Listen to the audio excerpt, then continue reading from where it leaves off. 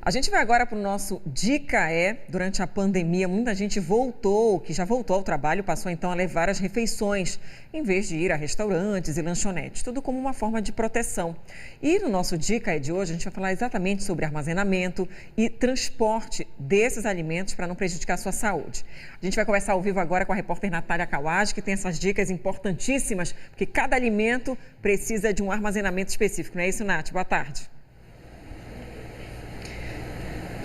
Oi, Priscila, boa tarde para você, boa tarde a todos. E como a gente está falando de alimentos, eu já estou aqui com a minha touquinha rosa, combinando até com o meu figurino. Afinal de contas, a gente tem que manter a segurança e também a higiene. Pois é, muita gente, né, Priscila, preferiu durante esse período da pandemia, continua preferindo preparar os alimentos dentro de casa e aí quando vai trabalhar, passar o dia fora de casa, também vai levando essas refeições para se alimentar ao longo do dia. Mas aí vem aquela dúvida, né? Como organizar esses alimentos e também que tipo de alimentos e por quanto tempo a gente pode manter fora de casa, como deve ser esse armazenamento. A gente está aqui na casa da Jamile Khaled, que ela é nutricionista e ela estava me contando, inclusive, que tu já tinhas um hábito de fazer isso, mas com menor frequência. A pandemia veio e mudou bastante, né, a tua rotina. Boa tarde, Jamile. Boa tarde a todos que nos assistem. Bem-vindos à minha casa, minha cozinha. Antes eu já tinha o hábito de preparar as minhas marmitas quando eu ia ter muitos pacientes e atender o dia todo.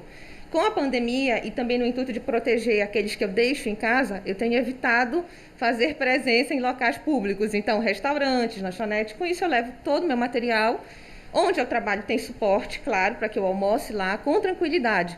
E eu tenho percebido que muitos clientes, muitas pessoas têm adotado esse hábito, se reservado um pouco mais. Não vai a restaurantes, não vai a lanchonete, leva a sua própria marmita, comidinha feita em casa. E sempre olhando pelo ponto de vista econômico. É uma economia importante que você faz, levando sua comidinha de casa. E aí você pode fazer melhores escolhas, você tem certeza da higiene que foi colocada no preparo e no armazenamento. Super recomendado. Agora, Jamile, existem diferentes meios da gente poder armazenar esse alimento. Ela até trouxe aqui para a gente alguns exemplos. A gente tem ali o armazenador de isopor, a gente tem um recipiente de isopor, um de plástico, inclusive um de vidro. Quando e como eu devo usar cada um desses? Depende. O vidro é sempre a melhor opção, porque é reutilizável, muito bem lavado, você consegue reutilizar. Pode ir ao micro-ondas, é tranquilo, mas a questão peso. E outra, eu vou de condução para o trabalho, a condução está muito cheia, tem a questão da queda, do peso, então tem que avaliar isso aí. O plástico, ele é a opção mais barata, mas comidas com molho, por exemplo, não é legal. E reutilizar, relavar, tem que haver muito cuidado nessa questão mecânica, porque você pode causar problemas na marmita e acaba não isolando a comida ou então até vazando.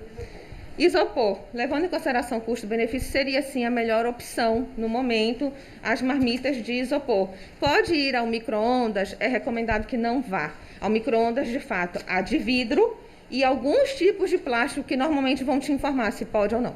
A Jamile também preparou aqui um exemplo de refeição fácil e acessível e vai dar aqui um exemplo ao vivo de como a gente pode armazenar. Ela me disse que normalmente o plástico tem o menor custo, então eu vou pedir para a Jamile demonstrar como é que a gente pode guardar nessa refeição aqui que é boa para o almoço, né, Jamile? Como é que você vai fazer? Vamos de plástico então. Pote, todo mundo tem em casa, certo? É sempre mais fácil. Salada vai muito bem em pote. Então eu fiz aqui um exemplo com 2 tipos de folha para dar sempre o colorido, que é a ideia da salada, tá? Você coloca no pote, forra o pote com a folha. Folhas ao fundo sempre?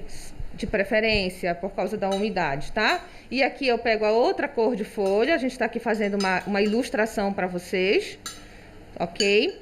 Eu coloquei também um vegetal cru, que a minha escolha foi tomate cru, certo? E isso aqui tem que ser feito na hora, pessoal, porque salada crua elimina a água, então tem a questão da umidade. E eu, curiosamente, coloquei uma fruta que a gente escolheu, a maçã. Claro que se pode usar fruta na salada verde, não há nenhum impedimento. E é mais uma forma de consumo de fruta e também de vitaminas e de sais minerais. Então eu sugiro a maçã. Poderia ser manga, poderia ser pêssego, poderia ser kiwi e pera. São frutas que aceitam muito bem estar na salada. E o frango? O frango, eu separei essa marmita aqui de plástico também, onde tem o peito de frango inteiro e o peito de frango já em cubinho. Qual a diferença? Os talheres que você vai precisar levar. Então, polpa quantidade de coisas para carregar e principalmente se for talher de plástico, é menos plástico que vai fora, é menos lixo, é bem mais sustentável.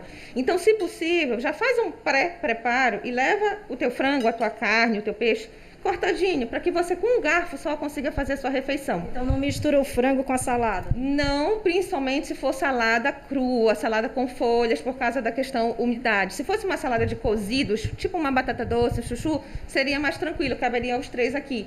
E a gente tem um exemplo aqui de arroz integral.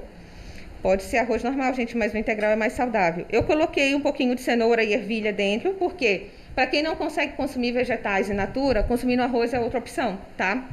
Então, aqui seria a proteína sempre junto com o arroz e a salada à parte, num pote, tá? Jamile, rapidinho, só para a gente encerrar, o molho, como é que faz? Vai separado e você fez aqui o quê? O molho sempre à parte, nunca junto com as folhas. Você vai colocar o molho na hora de comer. Eu sugeri aqui azeite de oliva, vinagre balsâmico, alecrim seco para aromatizar, chia, orégano e limão. Percebam que eu não falei em sal. Com essa mistura de ervas aromáticas, eu consigo saborizar, aromatizar a salada sem usar sal. E ainda falando em desperdício, eu usei meia maçã na minha salada. Se a minha outra meia maçã ficasse na geladeira, provavelmente ela iria escurecer até eu voltar do trabalho. Então, a minha sugestão foi uma sobremesa super simples. Lembra da meia maçã que sobrou? Da salada, né? Exatamente. Para não ficar escura na geladeira e, de repente, você não querer consumir, maçã, canela em pó e mel. Cabe em qualquer potinho, nem precisa de geladeira e super fit. Uma outra dica, né, que estava me dizendo, já que a Jamile, ela costuma levar várias refeições, é o tempo que isso vai ficar exposto. Tu tens, inclusive, aqui uma bolsa térmica, isso ajuda a quanto tempo esse tipo de refeição? Um problema no seu áudio, o cabo está ruim, eu acho. Ele também... Bom, a gente vai perder essa última informação, infelizmente, por conta do problema no áudio. A gente vai ver se consegue restabelecer para então concluir. Se não, no site de Pará a gente mostra para você. Agora sim, temos contato com a repórter Natália Kawaj falando sobre o recipiente, né, a bolsa térmica que você leva à sua refeição. Natália.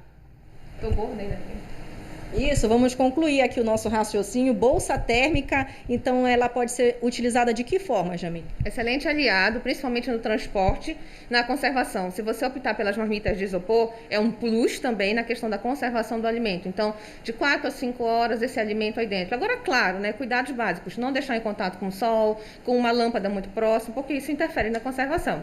É preciso usar aquele gelo seco dentro desse tipo de bolsa? Depende do tempo que você precisa que ela conserve e também se você dispõe de um frigobar ou geladeira no seu trabalho. Se for apenas questão de transporte, é ok. Mas se for para que ela cuide realmente da conservação, seria indicado. Certo, agradeço a Jamile pelas informações e também por ter aberto a casa dela para a gente, claro, ter trazido esses exemplos práticos, fáceis e acessíveis para quem também é adepto da marmita, né, Priscila? É isso, Natália. A alimentação sempre é muito importante. Obrigada.